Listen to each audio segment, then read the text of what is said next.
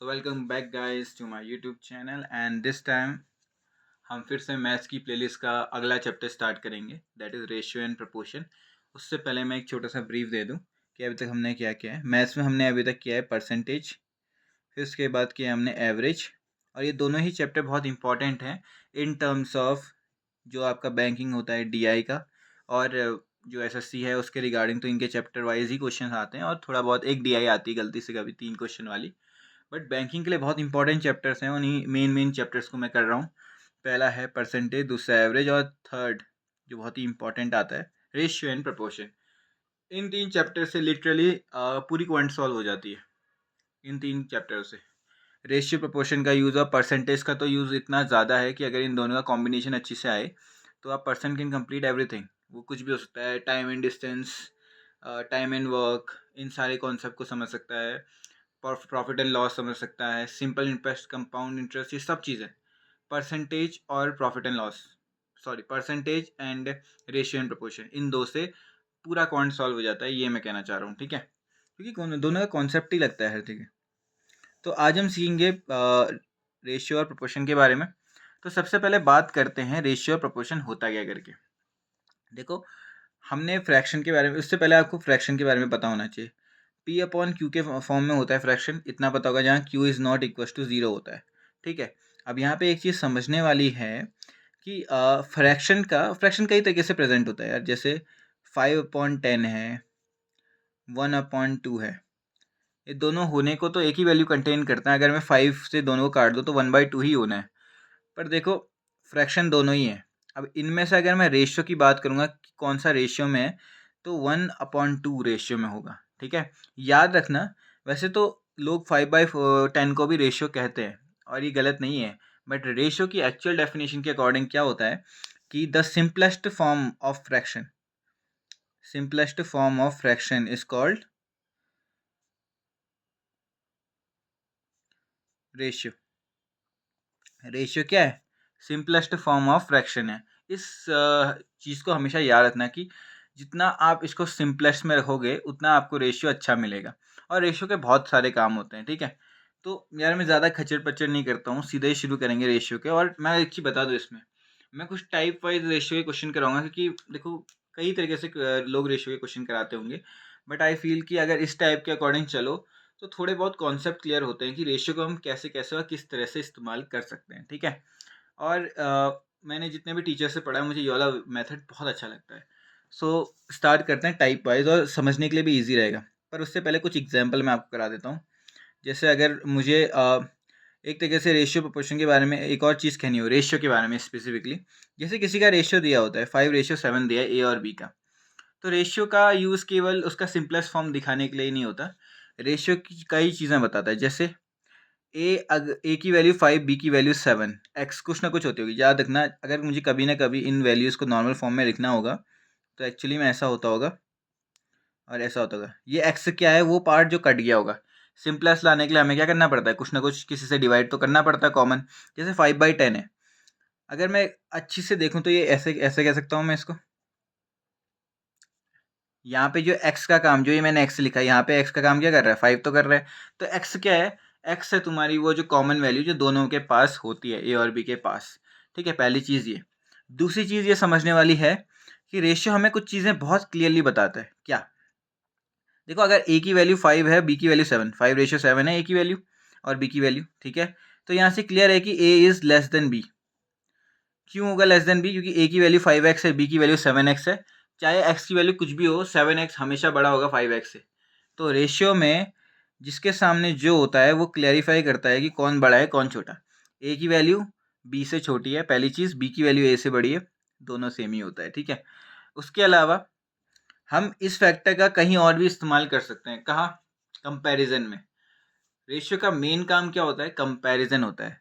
Comparison जैसे छोटा बड़ा हो गया, या फिर किसी की वैल्यू सब्स्टिट्यूशन हो गया, या फिर काफ़ी चीज़ों में जैसे हमें मिक्स करना होता है कुछ, यहीं से सारी चीज़ें आती है। जैसे रेशियो कहाँ कहाँ काम आता है? रेशियो का एजेस में, एजेस वाले क्वेश्चन होते हैं। जैसे इसका भाई इससे 3 साल बड़ा है, तो अब बताओ कितने रेशियो में होगा, ऐसी वाली चीज़ें। या फिर आ सकता है इंस्टॉलमेंट में आता है। वैसे इंस्टॉलमेंट कोर्स में नहीं होता, पर उससे ज़्यादा अगर कुछ और चीज़ है तो वो एक और चीज़ होती है, वो है पार्टनरशिप। पार्टनरशिप में भी ये आता है। मिक्सचर एलिगेशन में इसका काम आता है कि दूध और पानी में हमने इतना मिला दिया, फिर पानी और मिला दिया, बराबर कर दिया, बताओ रेशियो कितना होगा। ये ऐसी कई चीज़ें होती हैं, ठीक है। तो रेशियो का बेसिक काम क्या होता है? कंपैरिजन होता है, और कंपैरिजन के टर्म पे ही हमारे ये सारे टाइप बनते हैं, ठीक है। इंस्टॉलमेंट नहीं आएगा, इंस्टॉलमेंट उसको कैंसिल कर देना, ठीक है। तो अब शुरू करते हैं। देखो, रेशियो के बारे में हमने इंट्रोडक्शन समझ लिया है। अब शुरू करते हैं एक बार रेशियो में एक्चुअली में है क्या क्या करके, ठीक है। तो सबसे पहले हम शुरू करेंगे टाइप 1 से, किस तरह के क्वेश्चन बनते हैं रेशियो में।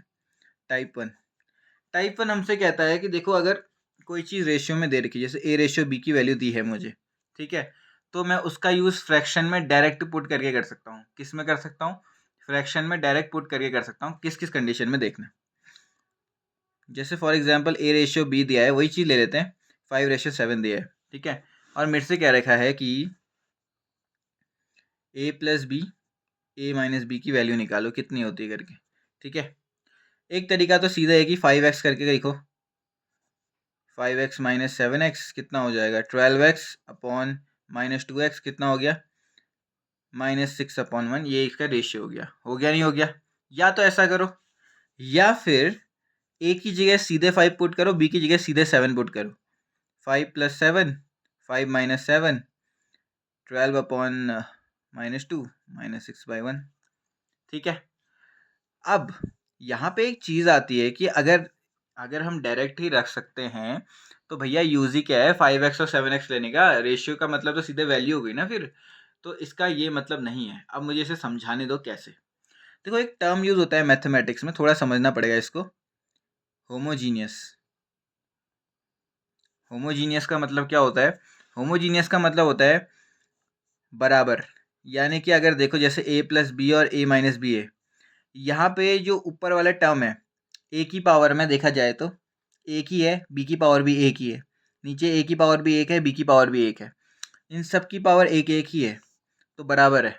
अगर बराबर है तो आप सीधे पुट कर सकते हो। फॉर एग्जाम्पल ऐसा होता, a² + b upon a minus b²। अब यहाँ देखो, a की पावर 2 है, b की पावर 1 है, 2 है और 1 है, नीचे क्या है? a की पावर 1 है और यहाँ 2 है। अब मुझे एक बात बताओ, अगर मैंने इसको सीधे अगर रखता हूँ 6 मतलब 5x और b को देखो 5x का स्क्वायर और इसको 7x रख दिया, इसको 5x और -7x का स्क्वायर रख दिया, तो मुझे एक बात बताओ, यहाँ से x कितना कॉमन आएगा? x तो केवल x ही कॉमन आएगा ना, x² कॉमन नहीं आ सकता, और नीचे से भी x ही कॉमन आएगा। तो देखने वाली बात क्या होगी इसमें?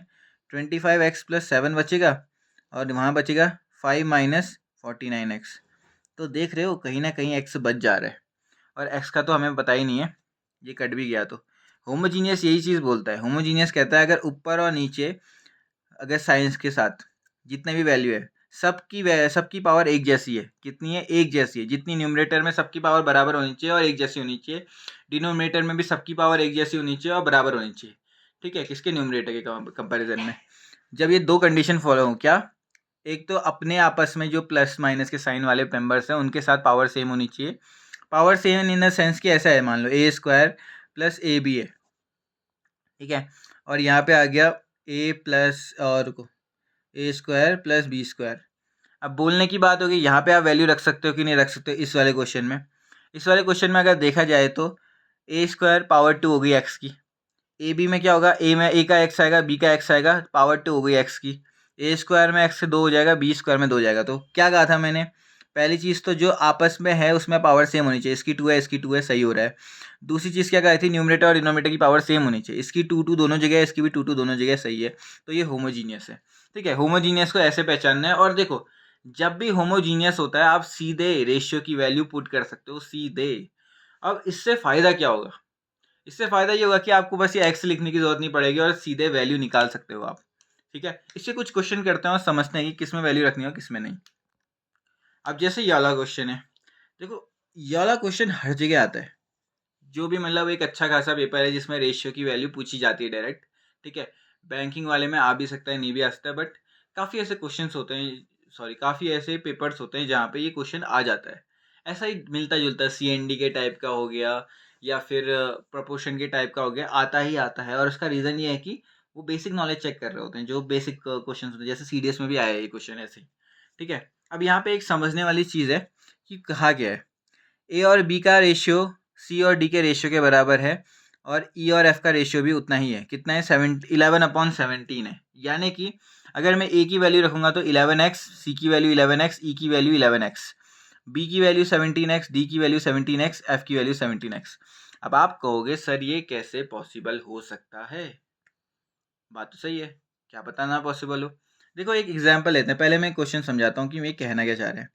मान लो क्या पता A और B कितना होता हो, 5/10 होता हो, C और D कितना होता हो, 4/8 होता हो, और E और F कितना होता हो, 1/2 होता हो। अगर मैं इन सब का रेशियो निकालने की कोशिश करूँगा तो सब 1/2 1/2 1/2 ही तो आएंगे ना, आए कि नहीं आए। हालांकि इनका रेशियो अपने आप में कुछ ना कुछ आ रहा है, इसका कुछ आ रहा है, इसका कुछ आ रहा है, इसका कुछ आ रहा है। इसके लिए x5 हो रहा है, इसके लिए x4 है और इसके लिए x1 है। पर अगर कहीं ना कहीं देखा जाए तो लास्ट में रेशियो इनका कितना आ रहा है, 1/2 ही तो आ रहा है ना। ये दूसरा एग्जाम्पल है, वैसे इसका एग्जाम्पल नहीं ले रहा हूँ मैं, ठीक है। तो रेशियो ऐसे ही तीन चीज़ों का सेम कैसे आ सकता है वो ऐसे दिखा दिया मैंने। अब क्वेश्चन पे चलते हैं। इन तीनों का ही रेशियो सेम आ रहा है, वो 11/17 आ रहा है, ठीक है। तो मुझे इसकी वैल्यू निकालनी है, PA+QC+RE अपॉन PB+QD+RF। अब यहाँ पे एक चीज़ मैंने जो अभी आपको बताई थी, मैंने कहा था कि अगर चीज़ होमोजीनियस हो तो आप सीधे पुट कर सकते हो। क्या क्या चेक करना है? पहली चीज़ पावर सेम है कि नहीं। PQR तो हम जानते नहीं, तो कांस्टेंट ही होते होंगे। A की पावर x1, C की पावर x1, E की पावर x1, ओके। B की पावर x1, D की पावर x1, F की पावर x1। ऊपर भी सबकी पावर 1 1 है, नीचे भी पावर सबकी 1 1 है, और देखा जाए तो सब बराबर ही आ रहा है। तो ये क्या है? अपने आप में होमोजीनियस है। इसका मतलब मैं A C E की जगह 11 और B D F की जगह कितना रख सकता हूँ? 17 रख सकता हूँ। चलो रखते हैं। कितना आ गया? 11 Q11 R11 P11 Q11 sorry 17 और R17। देखा जाए तो इससे 11 और इससे 17 कॉमन आ रहा है। 11/17 कॉमन आ गया। कितना आ गया? P+Q+R अपॉन P+Q+R कट गया। 11/17 ही आई इसकी वैल्यू भी। जो हमारा ये वाला पूरी इसकी वैल्यू थी ना, ये कितनी आई? 11/17 आई। अब याद रखना हमेशा, मतलब काफ़ी पेपरों में आता है, खासकर MSc BSc में भी पूछते हैं, ये रेशियो प्रोपोर्शन के टर्म में होता है कि जो ये रेशियो होता है ना, हम उसमें जितना न्यूमरेटर में ऐड करते हैं, अगर उतना ही न्यूमरेटर और डिनोमिनेटर में सेम मल्टीप्लाई या डिवाइड करेंगे तो उससे रेशियो में कोई फ़र्क नहीं पड़ता है। P+Q+R यहाँ पे भी मल्टीप्लाई किया और वहीं नीचे डिवाइड भी किया है, और देखा जाए तो कोई फ़र्क नहीं पड़ा रेशियो में, 11/17 ही रहा हो, ठीक है।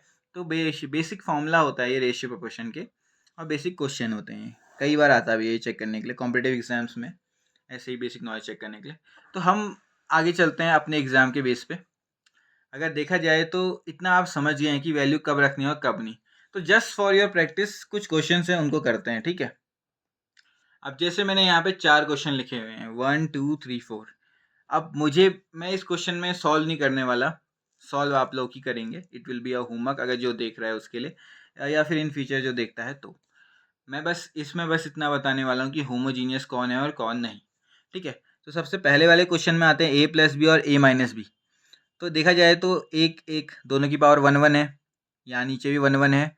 न्यूमरेटर और डिनोमिनेटर दोनों की पावर 1 1 है, देखा जाए तो 1 1 1 1 सेम है। तो दो कंडीशन होमोजीनियस की थी, वो सेटिस्फाई हो गई कि पहला, ऊपर दोनों की पावर सेम होनी चाहिए, नीचे दोनों की पावर सेम होनी चाहिए, और न्यूमरेटर और डिनोमिनेटर की पावर भी सेम होनी चाहिए। सेम है भैया, सेम है।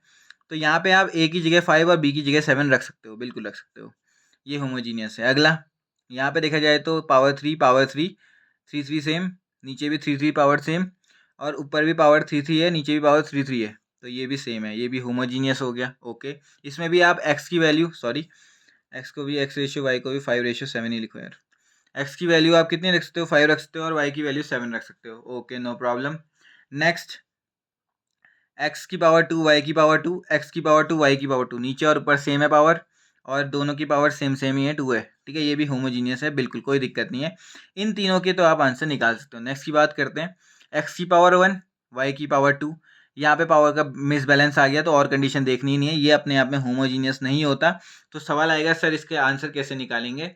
तो सिंपल से टर्म में आप इसको एक्स के टर्म में लिखिएगा और जो आपका आंसर आएगा वो एक्स के टर्म में आएगा। अगर कभी पेपर में आपसे पूछते हैं what the answer of this, तो एक ऑप्शन होगा can not be determined, can't be determined, या फिर नन ऑफ दीज। ठीक है, एक ऐसा ऑप्शन आता है। हाँ, अगर वो एक्स के टर्म में निकालने के लिए एक्स के टर्म पे देता है या वाई के टर्म पे देता है, बात अलग है। बट अगर कोई ऑप्शन नहीं दिया है एग्जैक्ट वैल्यू वाला, तो नन ऑफ दीज इसका आंसर आ जाएगा। ठीक है, मुझे कमेंट सेक्शन में आंसर दीजिएगा कि इन तीनों के आंसर क्या है। अब हम आगे बढ़ते हैं अपने नेक्स्ट टाइप की तरफ, टाइप 2, और वो बहुत इंपॉर्टेंट है इन टर्म्स ऑफ रेशियो।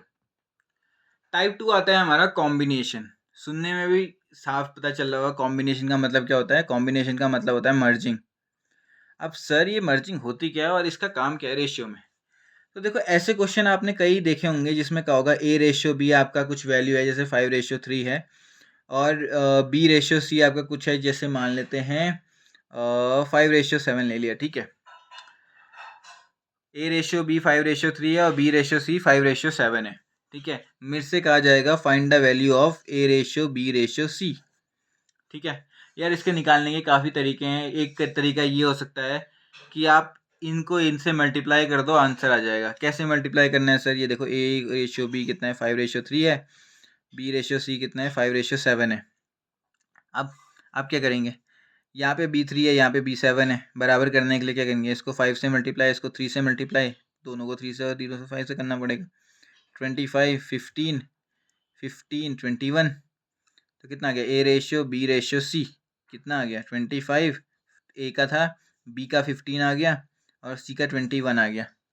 या तो ऐसे करो, अब बार बार ऐसा थोड़ी होगा कि हम ए बी को अलग अलग लिखेंगे और सीधे वैल्यू सॉल्व करेंगे, नहीं, हमें तो टाइम बचाना है। टाइम बचाने का एक और मेथड होता है, वो होता है मर्जिंग का एन फॉर्मूला। काफ़ी लोगों ने कहा भी होगा मर्जिंग का एन फॉर्मूला क्या होता है करके, तो उसको समझते हैं। पहले तो कुछ नहीं, आपको ऐसे फॉर्मूला लिखना है और बी की दोनों वैल्यूज़ को बराबर करने के लिए इसको इससे और इसको इससे मल्टीप्लाई करना है। इन प्रैक्टिकल ऐसे, पहला रेशियो 5:3 जो कॉमन है। हाँ, जैसे मेरा कॉमन बी था, तो ए यहाँ पे बी की वैल्यू और फिर ये सी हो गया, ऐसे ही निकलेगा A ratio B ratio C. ठीक है, अब 3 को 5 बनने के लिए 5 चाहिए और 5 को 3 बनने के लिए 5 चाहिए। एक तरीके से एलसीएम निकालना पड़ता है हमको। 3 और 5 का एलसीएम कितना होता है, 15 होता है। और एलसीएम निकालना जल्दी जल्दी सीखना पड़ेगा। एलसीएम का मतलब होता है लोएस्ट कॉमन मल्टीपल। ऐसा कौन सा लोएस्ट कॉमन मल्टीपल होगा जो इन दोनों को एक बनाने के काम आएगा। 3 और 5 के उसमें वैसे 15 भी हो सकता है, 45 भी हो सकता है, उसके आगे और भी चल सकते हैं, 30 भी हो सकता है इनफैक्ट, पर हमें इनमें से लोएस्ट निकालना होता है, वो एलसीएम होता है। ठीक है, तो अभी के लिए इसको 15 बनाने के लिए 5 से मल्टीप्लाई करना पड़ेगा, 25 आ गया, 15 आ गया। अब इसको 3 बनाने के लिए 3 से मल्टीप्लाई करूँगा, 15 बनाने के लिए 3 से मल्टीप्लाई करूँगा, 7 से ही मल्टीप्लाई होगा 3, 21 आ गया। वही चीज़ आई, 25, 15, 21, 25, 15, 21। काफ़ी लोग इसको ऐसे करते हैं, पहले इसको इससे मल्टीप्लाई करना पड़ता है, फिर इसको इससे मल्टीप्लाई करना पड़ता है, फिर लास्ट में इसको इससे मल्टीप्लाई करना पड़ता है। एक उल्टा एन बनता है, ऐसा कहते हैं, ऐसे उल्टा एन बनता है। कैसे? पहले इससे इसको मल्टीप्लाई, फिर इससे इसको, फिर इससे इसको। ठीक है, पर ये कई जगहों पे गलत भी हो जाता है। गलत इन द सेंस कि आपको बहुत लंबा पड़ जाता है अगर बी में कुछ कॉमन हो तो।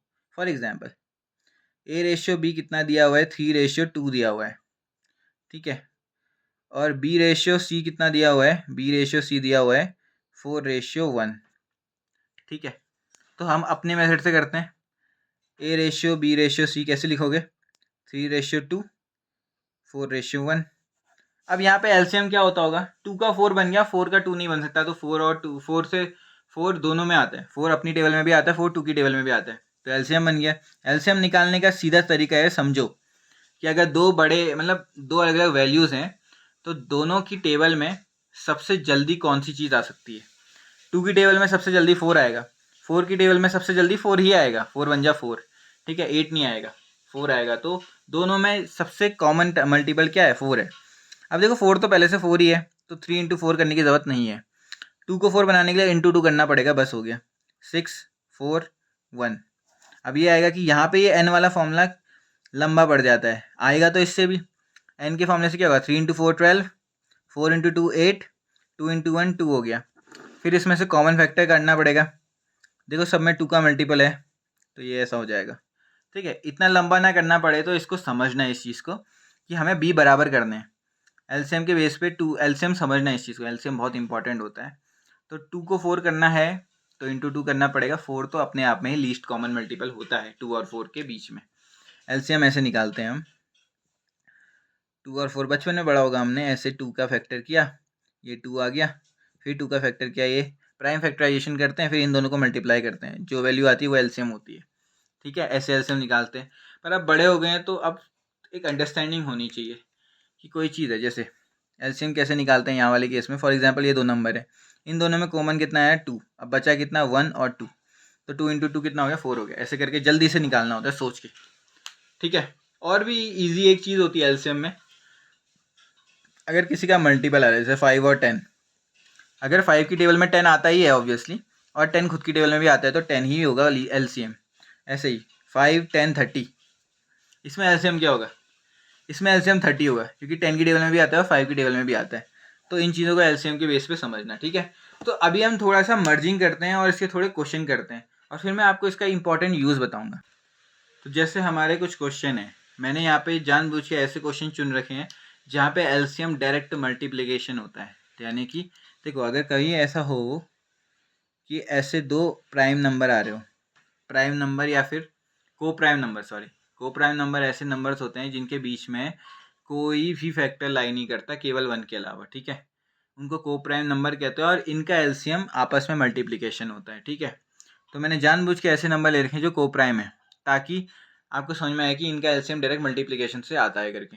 बाकी का उसके आगे कराऊंगा और होते रहेंगे इसके क्वेश्चन। ठीक है, आज टाइप 2 तक ही बात होगी, पर इंपॉर्टेंट चीज़ ये है कि इसको समझना। ठीक है, तो हमने क्या कहा था, जब भी ऐसे दिया जाए ए बी बी सी और हमको A ratio B ratio C निकालना हो, तो कैसे निकालेंगे। देखो, कॉमन पार्ट क्या है, कॉमन पार्ट बी है, एक जगह B4 है, एक जगह B3 है, तो इन दोनों का एलसीएम ही मेन चलेगा ना। A ratio B ratio C में इनका एलसीएम मेन चलेगा। मैं आराम से प्रोसेस करके लिख रहा हूँ, कुछ वक्त के बाद डायरेक्ट फास्ट होगा। इस 4 को 3, इन दोनों का एलसीएम कितना होगा, मल्टीप्लाई करके 12 आ जाएगा। तो 4 को 12 बनाने के लिए 3 से मल्टीप्लाई करना पड़ेगा, तो 15 और 12। 3 को 12 बनाने के लिए 4 से मल्टीप्लाई करना पड़ेगा, तो ये हो गया 8। ठीक है, कितना आ गया 5:12:8। वही चीज़ हो गई, यहाँ से इसको मल्टीप्लाई, यहाँ से इसको मल्टीप्लाई और यहाँ से इसको मल्टीप्लाई। ठीक है, अब अगला A ratio B ratio C, 3:5 है, 7:3 है, बी इस बार भी कॉमन है। वही चीज़ लिया मैंने, को प्राइम नंबर, कोई फैक्टर नहीं है बीच में, तो वही 21 आ गया, सॉरी 35 आ गया। 5 को 35 बनाने के लिए 7 और 7 को 35 बनाने के लिए 5 से मल्टीप्लाई, तो 3 से 7 मल्टीप्लाई, 7 से 5 मल्टीप्लाई 35, 5 से 3 मल्टीप्लाई 15। ठीक है, लास्ट क्वेश्चन इसका वही A ratio B ratio C में 5:3, 4:7, 5 से 4 मल्टीप्लाई 12, 4 से 3 मल्टीप्लाई 5 से 4 मल्टीप्लाई 20, 4 से 3 मल्टीप्लाई 12, 3 से 7 मल्टीप्लाई 21। कितना आ गया 20:12:21। और ये बहुत ही एफिशिएंट मेथड है, अगर इसमें आपको कुछ कॉमन लिखता है तो आप सीधे कैंसिल कर सकते हैं। ये थे कुछ ऐसी मर्जिंग जिसको हम कहेंगे बहुत ही ईजी मर्जिंग कहेंगे, इसको क्या कहेंगे, बहुत ही ईजी मर्जिंग। अब इसी में एक मर्जिंग का एक सिंपल फॉर्मूला होता है। मान लो कि हमारी अभी तक क्या चल रही है, थ्राइस मर्जिंग चल रही है, 3 मर्जिंग चल रही है ना, 2 रेशियो दिए हैं और हम 3 रेशियो में उनको कन्वर्ट कर दे रहे हैं। क्या हो अगर हम इसको 4 रेशियो में कन्वर्ट करना पड़े, तो इसका अगला टाइप है इसी के अंदर। ठीक है, देखो ए रेशियो बी दिया हो for example 2:3, B ratio C दिया हो 4:5 और सी रेशियो डी दिया होगा 2:3। अब क्या करोगे फिर, देखो यहाँ पे हमारा बेसिक माइंड क्या कहता है, पहले जो कॉमन है इसका मिक्स करते हैं, फिर इसमें जो कॉमन है उसको मिक्स करते हैं। ठीक है, तो मिक्सिंग कैसे होगी, मिक्सिंग या मर्जिंग जो भी कहो, 2:3, 4:5 वही लिख दिया, 2 से 4 8, 4 से 3 12, 3 से 5 15 हो गया। देखो कुछ कॉमन नहीं आ रहा है तो चल जाता है। तो ये A ratio B ratio C चल रहा था, अब सी रेशियो डी चल रहा है, तो सी के आगे लिखना है, किसके आगे, सी के आगे लिखना है। ठीक है, वहाँ बी के आगे लिख रहा था क्योंकि बी कॉमन था, यहाँ सी के आगे लिख रहा हूँ क्योंकि सी कॉमन है। सी कितना है 2:3 है, तो वही एक बार इससे मल्टीप्लाई, एक बार इससे मल्टीप्लाई, एक बार इससे मल्टीप्लाई, फिर ये लास्ट इससे। अब ऐसा क्यों हुआ, जैसा कि मैं पहले बता रहा हूँ, इन दोनों के बीच में ही होता है, क्या होता है, एलसीएम फैक्टर होता है।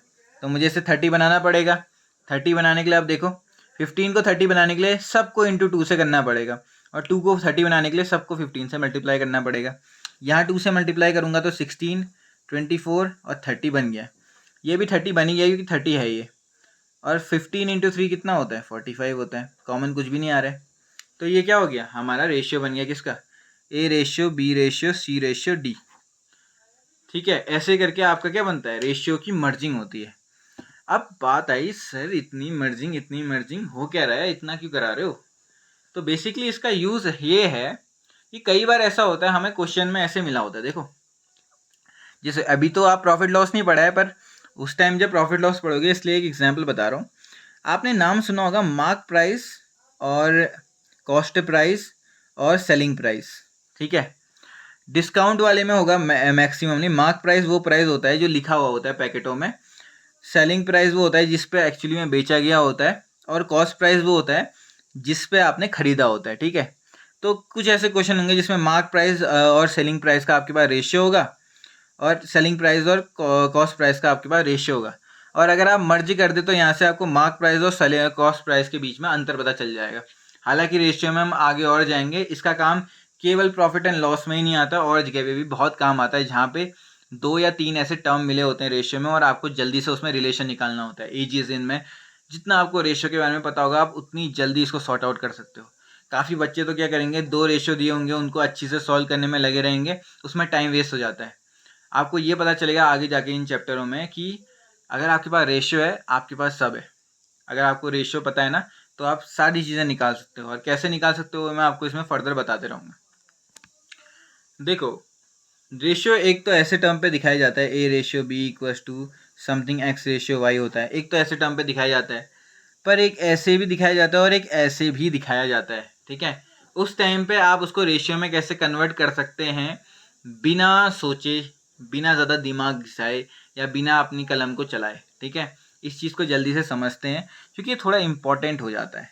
कैसे? देखो पहले मैं एक करके दिखाऊंगा, फिर उसके बाद मैं आपको सीधे बताऊंगा कि कैसे लिखना है करके। देखो अगर मुझे इसे रेशियो में कन्वर्ट करना होगा, ये नीचे आ जाएगा और ये यहाँ चले जाएगा, तो ये ऐसा आ गया। तो अगर देखा जाए तो कितना आ रहा है? 3:5 आ रहा है, ए रेशियो बी। पर पहले किसमें दिया था? 5a=3 भी दिया हुआ था। ठीक है,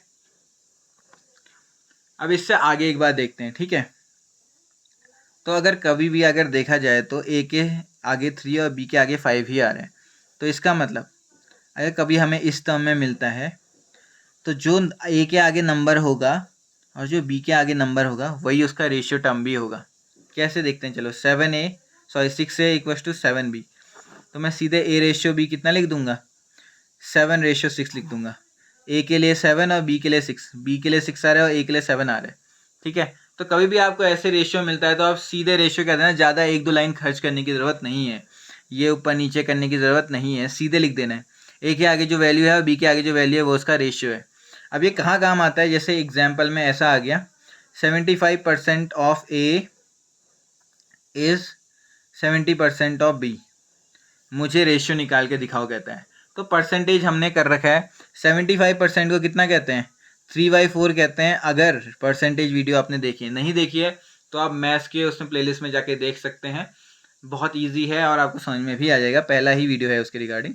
दूसरा, अगर आपको कन्वर्ट करना नहीं आता तो मैं आपको सीधे बता देता हूँ, कोई भी अगर परसेंटेज दिया होता है तो परसेंटेज साइन हट के उसके नीचे 100 आ जाता है डिवाइड पे, फिर आप 25 से कर लो डिवाइड, ये 3/4 आ जाएगा।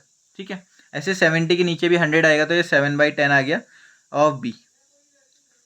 ठीक है, अब मैंने क्या कहा है, जो ए के सामने नंबर, ए रेशियो बी में जो ए के सामने नंबर है वो 7/10 है, जो बी के सामने नंबर है वो 3/4 है। अब बस भेजना ही तो है, तो कितना आ गया? पहले तो इसको काट देते हैं, अभी काटेंगे यार। 7×4/10×3, 2 और 5 कितना हो गया? 14:15। कितना आ गया?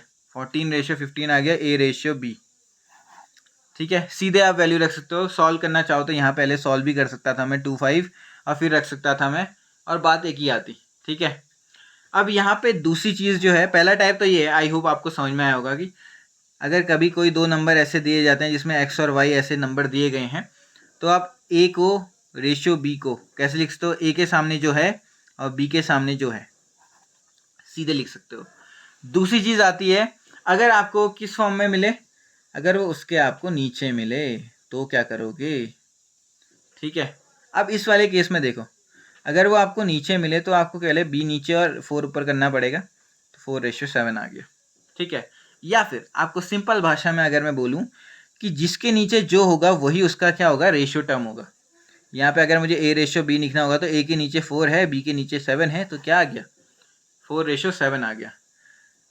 और अच्छी से अगर मैं देखूँ तो फॉर एग्जांपल मैंने कहा 70A = 10B, प्रीवियस वाला ही टाइप है, 10 से 10 कैंसिल हो गया, 7A = 1B, A/B कितना आ गया, 1:7 आ गया नहीं आ गया। पर उसी की जगह अगर ऐसा दिया जाए A/7 B/10 फॉर एग्जांपल, तो A/B कितना आ जाएगा इस बार, 7:10। क्यों, A के नीचे 7 है, B के नीचे 10 है। तो मल्टीप्लाई और डिवाइड में इतना ही अंतर होता है। मैं ये इसलिए बता रहा हूँ ताकि आप जल्दी से उनको कन्वर्ट करें, ये नहीं कि वहाँ उस तरह भेजने में लगे हो और सॉल्व करने में लगे हो। इसमें कहीं ना कहीं थोड़ा टाइम तो आपका जाएगा ही जाएगा, डायरेक्ट लिखना ज़्यादा ईजी पड़ता है। ठीक है, अब नेक्स्ट वाले टाइप पे मूव करते हैं। तो चलो आज की वीडियो में हमने क्या क्या सीखा उसका एक छोटा सा रिवीजन कर लेते हैं। नेक्स्ट पार्ट में देखो फाउंडेशन ही चल रही है अभी, तो रेशियो का फाउंडेशन चलेगा आज और कल चलेगा, और उसके बाद धुआंधार क्वेश्चन किए जाएंगे, क्योंकि अब ये 2 फाउंडेशन के डेज के बाद जो टाइप आएगा वो बहुत इंपॉर्टेंट टाइप होते हैं क्वेश्चन करने के लिए, जल्दी जल्दी करने के लिए। ठीक है, तो पहले इसको कर लेते हैं फटाफट से। मैंने अभी आपको 4 का रेशियो निकालना कैसे सिखाया था। ठीक है, मैंने कहा था पहले कॉमन कॉमन इसको एक बनाएंगे, फिर उसके बाद अगला कॉमन उसके साथ बनाएंगे। तो पहले कॉमन कॉमन कर लेते हैं, बी कॉमन है तो 2:3 7:3, दोनों में कोई एलसीएम नहीं, मतलब दोनों में कोई कॉमन नहीं है, कुछ कॉमन नहीं है। तो 7 को 2 से मल्टीप्लाई करूँगा 14, 3 को 7 से मल्टीप्लाई करूँगा 21, और 3 को 3 से मल्टीप्लाई करूँगा 9। अब डी भी आ गया है, तो सी कॉमन था इसमें। ठीक है, अब देखो 2 और 9 के बीच में होगा जो भी होगा। अब देखो दोनों एक दूसरे के कॉमन बिल्कुल नहीं है, तो सीधे ही मल्टीप्लाई करूँगा मैं, क्या 9 की पूरी टेबल में 2 से मल्टीप्लाई, और इसकी टेबल में किससे, 9 से मल्टीप्लाई। तो 14 के साथ 2 18, 9 के साथ 3 27, बिल्कुल कॉमन नहीं आ रहा है, सीधे ही देख सकते हैं आप, ये इसका रेशियो है कितना, 28:42 रेशियो 18:27।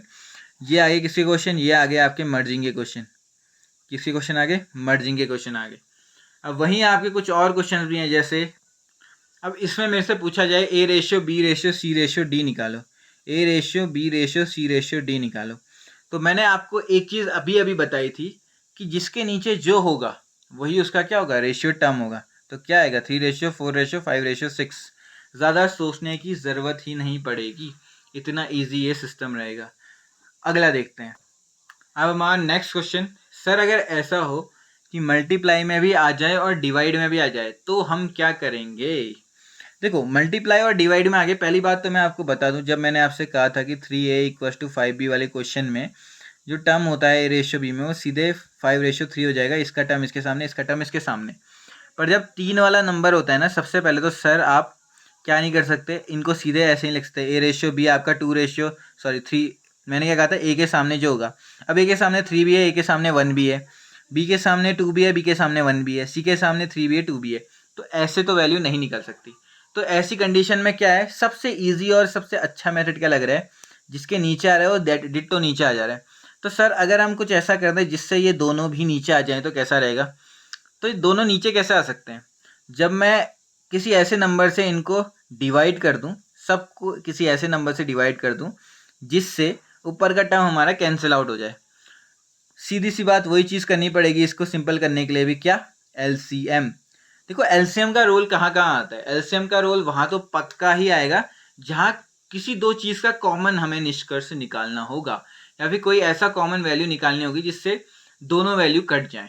ऐसी जहाँ पे क्या आएगा, एलसीएम आएगा। कहाँ पे, जहाँ पे हमें दोनों वैल्यूज़ का क्या करना पड़ेगा, सिंप्लीफाइड करना पड़ेगा, या फिर हमें कोई ऐसा वैल्यू लेना पड़ेगा जहाँ से ये दोनों वैल्यूज़ कट हो जाए। यहाँ पे हमें इन दोनों वैल्यूज़ को कट करना है। इससे ऊपर पे जो हम कर रहे थे, जैसे ये वाला क्वेश्चन था, यहाँ पे हम इन दोनों को सिंप्लीफाई कर रहे थे, तभी हमने एलसीएम निकाला। ठीक है, एलसीएम के मेजर रोल यही रहते हैं, याद रखना है एलसीएम कहाँ निकालने की जरूरत पड़ती होगी। ठीक है, जब मर्ज करना है या फिर जब दो वैल्यूज़ को साथ में घटाना है। तो 2 और 3 का एलसीएम कितना आता है, अभी बोला है कि कोप्राइम नंबर, ऐसे नंबर जिनके बीच में कोई फैक्टर नहीं होता है, वो सीधे मल्टीप्लाई करके एलसीएम निकाल सकते हैं। तो इन दोनों का एलसीएम कितना आ गया, 2 3 1 6 आ गया एलसीएम। तो मैं 6 से डिवाइड कर देता हूँ, 2 को 6 से डिवाइड करूंगा तो 3 आएगा, ये कट जाएगा। 3 को 6 से डिवाइड करूंगा तो 2 आएगा, 3 कट जाएगा। 1 को 6 से डिवाइड करूंगा तो 6 आ जाएगा। आएगा नहीं आएगा? देखो तीनों के साथ करना है, नंबर 3 ही है। तो वैल्यू क्या आ गई? a/9, b/20, c/12। आई नहीं आई? तो यहाँ से रेशियो क्या बना? जो इनके नीचे है वही इनका रेशियो है। क्या बना? 9:20:12। एक और क्वेश्चन करते हैं और देखते हैं कि हमारा हो रहा है कि नहीं हो रहा है। ठीक है, 2:3 of A, 1:4 of B, 3:4 of C। इस बार D भी लेके आते हैं, 1:2 ऑफ D। ठीक है, अब समझते हैं इस क्वेश्चन को कि हो रहा है कि नहीं हो रहा है। देखो सर, अभी भी 2, 3, 1, 1 तो है, तो इन सभी का अगर मैं एलसीएम लूँ तो क्या आएगा? 2 और 3 का तो कोई भी फैक्टर नहीं होता है। 1, 1 तो सबके उसमें आता है, तो उसको काउंट भी नहीं किया जाता। तो 2 और 3 का एलसीएम कितना हो गया? 6 हो गया। मुझे क्या करना होगा? सबसे पहले ऊपर वालों को नीचे लाना होगा। कैसे करूँगा? 6 से डिवाइड कर दूंगा। 6 से 2 को डिवाइड करूंगा तो 3 आ जाएगा, 2 कट जाएगा। 6 से 1 को डिवाइड करूंगा तो 6 आ जाएगा। 3 से 6 को डिवाइड करूंगा तो 2 आ जाएगा। 1 से 6 को डिवाइड करूंगा तो 6 से आएगा। सॉरी, 1 को 6 से डिवाइड करूंगा तो कितना आएगा? 6 से आएगा। तो वैल्यू कितनी आई? a/9, b/24, c/8 और d/12। यानी कि अगर मैं सीधे इसको लिखूं तो कितना आएगा? 9:24:8:12। ये क्या आ गया? ये आ गया हमारा a:b:c:d। ठीक है, ऐसे करके किसी को सिंप्लीफाई करते हैं। तो आज का आपका काम क्या है कि go through these all type of merging. देखो, मर्जिंग अगर आपको इंपॉर्टेंटली आ गई ना तो आगे क्वेश्चन में प्रॉब्लम नहीं होगी। मैं फाउंडेशन क्यों करा रहा हूँ, उसका रीज़न यही है कि काफ़ी लोगों को बाद में दिक्कत होती है कि अचानक से क्या हुआ करके। ठीक है, फाउंडेशन का मेन मकसद ही यही है, मकसद नहीं भूलना है। ठीक है, तो यार फाउंडेशन का मेन रोल यही है, और इसको एक बार कोई अच्छे से पूरा कर ले तो उसके आगे के जितने भी एडवांस जो मेथड्स होती हैं उसमें कोई दिक्कत नहीं होती, क्योंकि पता होता है ये कैसे किया करके।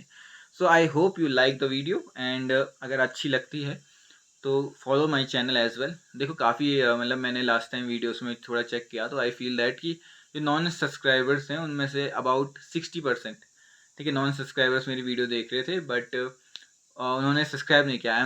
पहले तो बहुत अच्छा लगा मुझे कि you are watching my videos and उसमें मुझे वॉच टाइम मिल रहा है, but what I want is कि थोड़ा आप सब्सक्राइब बटन पे भी अगर क्लिक कर देते हैं तो that motivates me to work more. ठीक है, आई होप आप ऐसा करके थोड़ा मुझे मोटिवेट रख पाए, और कमेंट सेक्शन में मेंशन दैट कि what you like, what you don't like, क्या कहाँ पे आपको लगता है कि और मैं अच्छा समझा सकता था। I will try my best to complete my mistakes. ठीक है, मिस्टेक्स होती हैं हर इंसान से, तो मुझे रियलाइज़ कराओगे कहाँ पे दिक्कत हो रही है। I will be welcoming all these things.